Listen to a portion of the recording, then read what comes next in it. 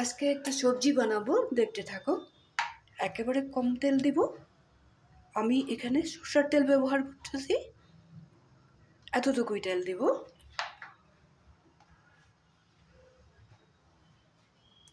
আমি গাজরটা গ্রেট করে রেখেছি, আলুটা ছোট ছোট করে কেটে রেখেছি। প্রথমে আমি তেলে দিয়ে দিব গাজর আর আলুটা।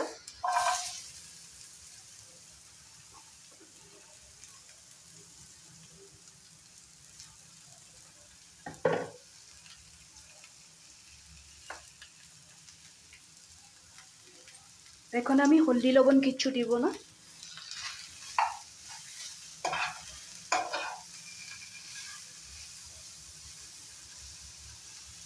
আলু আর গাজরটা একটু সুন্দর করে মিলিয়ে দেব।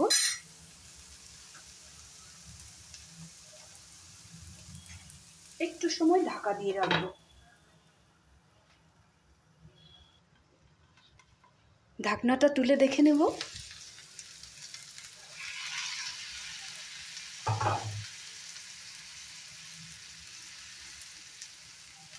এখন এখানে হিসাব মতো লবণ দিয়ে দেব।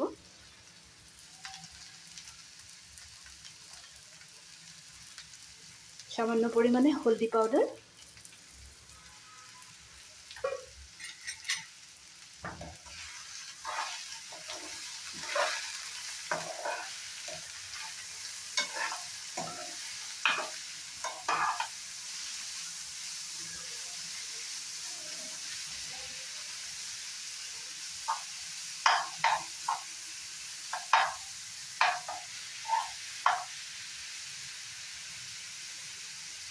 মাঝখানে একটু গ্যাপ করে নিয়েছি।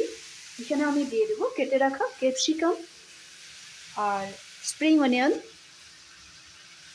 আর বড় সাইজের একটা পেঁয়াজ কেটে দিয়েছি, কাঁচা লঙ্কা, এটাও এখানে অ্যাড করে দেবো।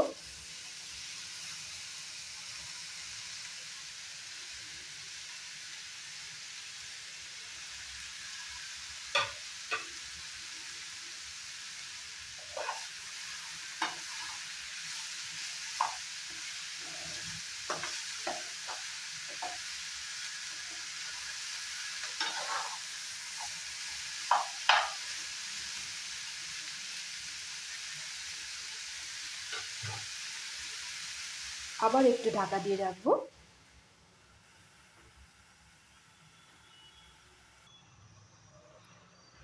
ঢাকনাটা তুলে আবার দেখে নিব।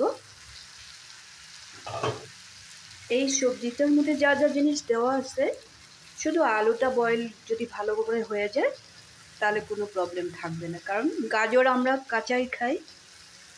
যে পেঁয়াজ পাতাটা দেওয়া হয়েছে ওটাও আমরা কাঁচাই খাই, পেঁয়াজটা তো খাই, কাঁচা লঙ্কাটাও কাঁচাই খাই, ক্যাপসিকাম দেওয়া আছে, ক্যাপসিকামটাও আমরা কাঁচাই খাই।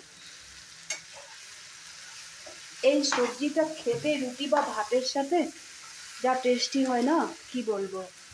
তোমরা এভাবে একদিন বানিয়ে খেয়ে দেখো, কিন্তু গাজরটা গ্রেট করে দেবে।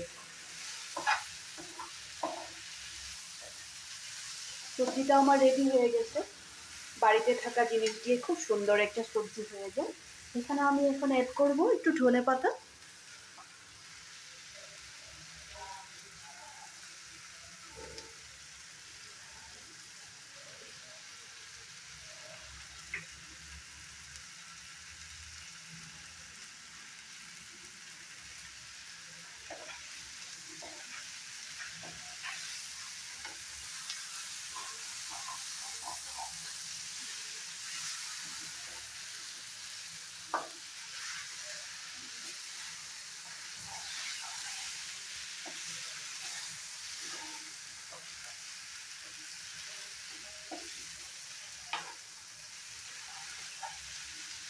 আজকের এই নিরামিষ সবজির রেসিপিটা তোমাদের কেমন লাগলো? লাইক শেয়ার করবে, বানিয়ে খাবে। বাড়িতেই এসব জিনিস সবার বাড়িতেই থাকে। খেয়ে আমাকে কমেন্ট করে বলবে কেমন লাগলো। খুব বেশি টেস্টি হয়। আমি ভাবলাম যে আমি যে জিনিসটা খাবো বা আমি যেই জিনিসটা বানাবো, যাই বানাই তোমাদের সাথে শেয়ার না করে থাকবো না, যার জন্য এই সবজিটাও তোমাদেরকে দেখিয়ে দিলাম। তোমরাও ওইভাবে বানিয়ে খেও। কমেন্ট করতে ভুলবে না কিন্তু।